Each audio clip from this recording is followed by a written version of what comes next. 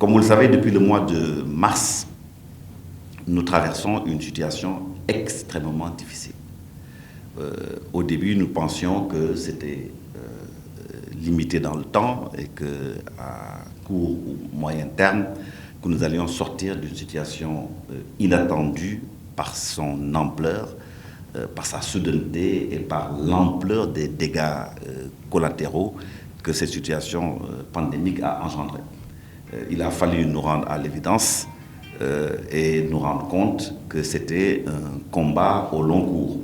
Parce que nous pensions que l'année dernière, 2020, qu'à la fin de l'année 2020, nous allions sortir de l'ornière. Mais aujourd'hui, force est de constater que nous ne pensons pas qu'il y a une relance du secteur avant 2023.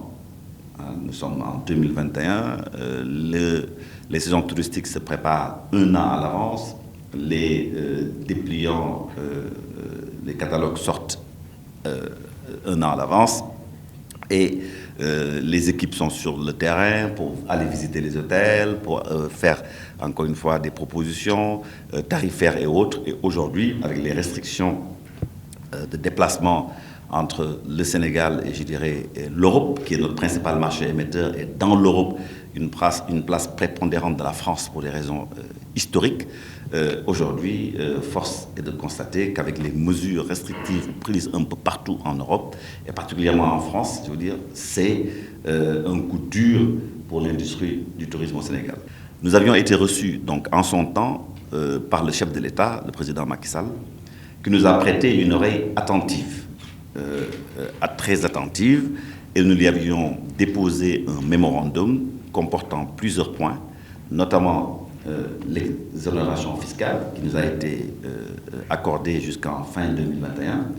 Mais nous remercions très vivement le chef de l'État pour ça, mais on a oublié d'inclure dans cette exonération les agences de voyage et les agences de location de voitures et autres qui font partie de la chaîne de valeur. Donc ça, c'est extrêmement important. Il faut que cet oubli puisse être réparé, parce que aussi bien les loueurs de voitures que les agences de voyage souffrent autant que les hôteliers de l'interruption des flux touristiques sur le Sénégal.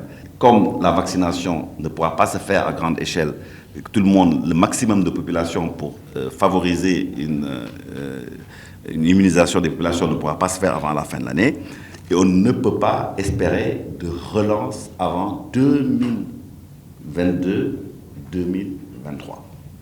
Donc voilà donc camper la situation avec ses conséquences sociales et économiques.